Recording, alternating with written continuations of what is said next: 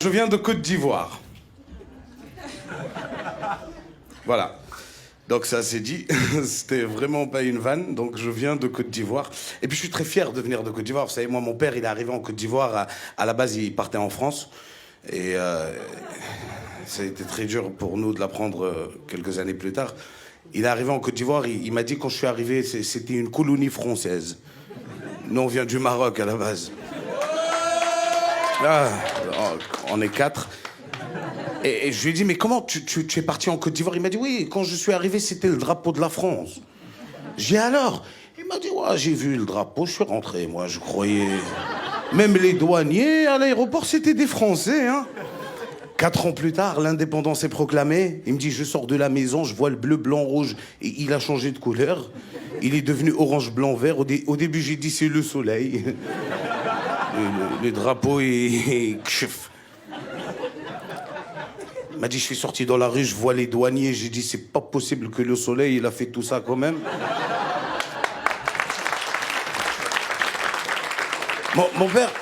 Mon père m'a dit qu'on lui a proposé en 1960 la nationalité française et la nationalité ivoirienne, mesdames et messieurs. Il a choisi la nationalité ivoirienne.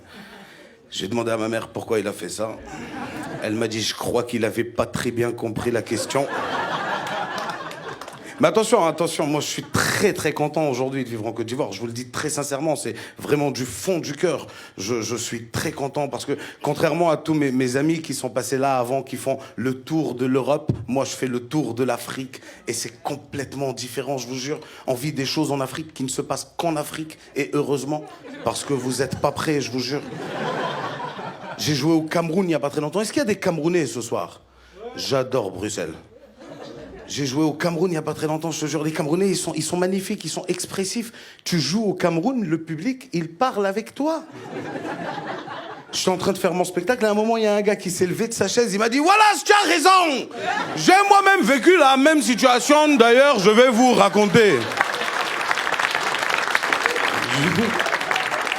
Pourquoi tu fais ça? C'est mon spectacle. Je suis allé jouer au Congo, mesdames et messieurs, j'adore.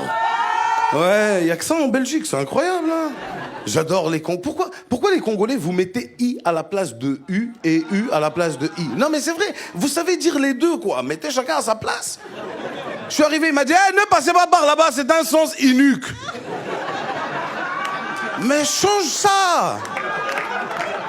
Première question qu'on m'a posée à l'aéroport de Kinshasa, il m'a dit oh, Zoloba Lingala. J'ai dit, tu dis quoi? Il m'a dit, vous avez une arme sur vous. J'ai dit, non. Il m'a dit, tenez, vous allez en avoir besoin. J'adore les Congolais, c'est vrai. Je suis allé au Gabon, j'adore les Gabonais. Les Gabonais, c'est le seul être humain au monde qui te répond à une question par une question. Peu importe, tu dis au Gabonais, il est quelle heure? Il te dit, quelle heure tu veux qu'il soit?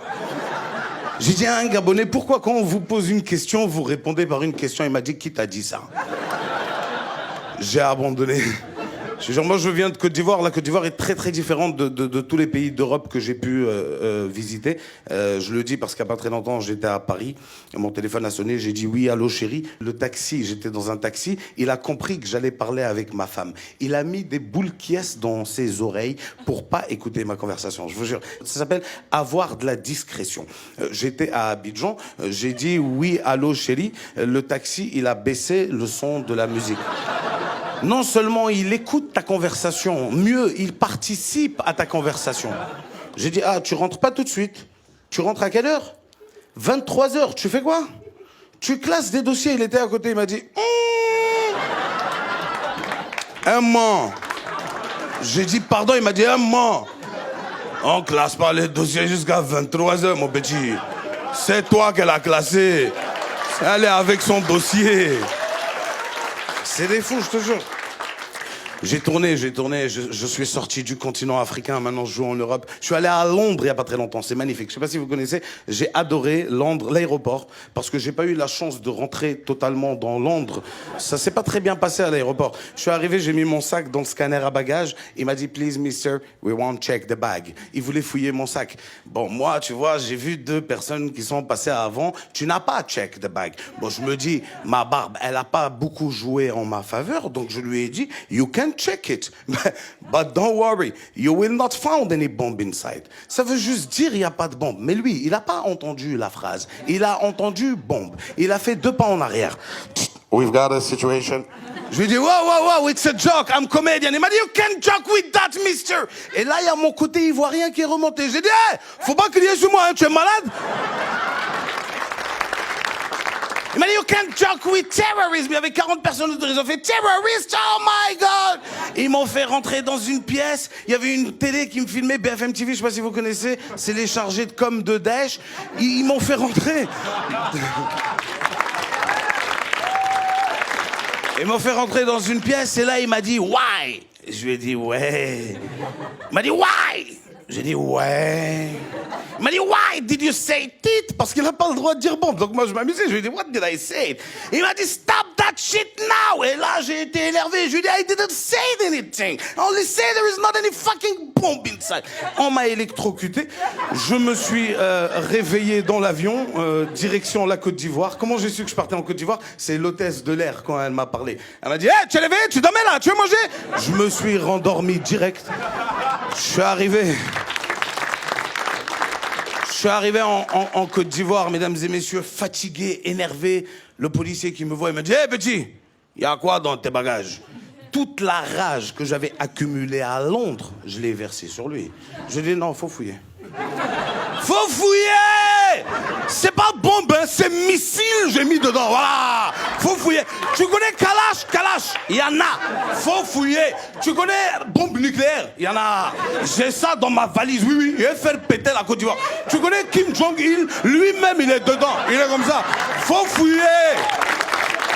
Hey, je te jure, il m'a regardé comme ça 3 secondes et il m'a fait... Tu es trop bête. Suivant. On n'a pas peur, nous. Nous, quand la grippe aviaire elle est arrivée en Côte d'Ivoire, c'est là qu'on a mangé poulet. On dit, il y a quoi dans grippe aviaire? Ils veulent pas qu'on mange poulet. Nous, on veut voir clair. Quand on nous a dit, faites attention, il y a la vache folle. Ça, on a dit, faut aller demander à la vache qui a rendu ça folle. C'est nous. Mais moi, je sais d'où ça vient, cette peur qu'ils ont, mesdames et messieurs. Cette peur qu'ils ont de l'islam. Je sais d'où ça vient. Moi, je suis musulman. Je sais que des fois, nous, on fait peur. Les gens ne savent pas que même nous, les musulmans, des fois, on a peur de certains musulmans, ils ne savent pas. Va à l'église le dimanche et écoute le prêtre parler. Tu ne l'entends pas. Tout ce que tu entends, c'est mes frères, mes sœurs. Car Jésus a dit... Soyez bénis. C'est doux. Va chez nous, à la mosquée. On fait peur, surtout là où je viens, moi. Moi, j'étais à la mosquée au Mali, mais j'ai eu peur. Il nous a dit, le imam, « Et je vous dis, je vous répète, ah, tu as mis du gel sur tes cheveux. Il est à Jahannam. » Pourquoi tu fais ça? Tu fais peur. À un moment, il nous a expliqué, il nous a dit, vous croyez que ceux qui vont s'éclater aux États-Unis, là, c'est des musulmans? Non, non, non, non, non. On dit que l'islam est une religion qui fait peur. Moi, je fais peur. Non, non, non, non, non. Vous croyez que la foi, là, c'est quoi? C'est d'avoir une barbe? Non. J'ai une chèvre à la maison qui a une barbe. Est-elle musulmane? Je ne crois pas. Vous croyez que la foi, c'est d'avoir un foulard? Elvis Pisles, là, il mettait un foulard sur sa tête, mais il n'est pas musulman. La foi, mes frères, est dans le cœur. Et quand il a touché comme ça, il a remarqué que son portable a disparu.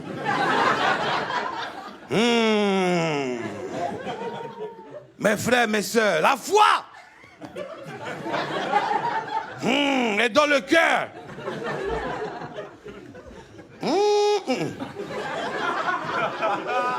Mes frères, mes sœurs, la foi.